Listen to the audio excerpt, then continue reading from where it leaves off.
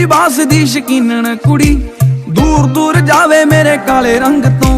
काले जे लिबास दी शकीनन कुड़ी, दूर दूर जावे मेरे काले रंग तो।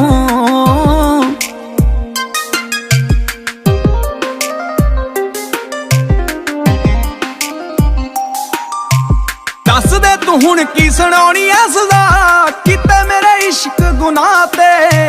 मेरे पिंड आउण दा जे पज चाहिदा नी, मैं मेला लगवा दूं दरगाह ते।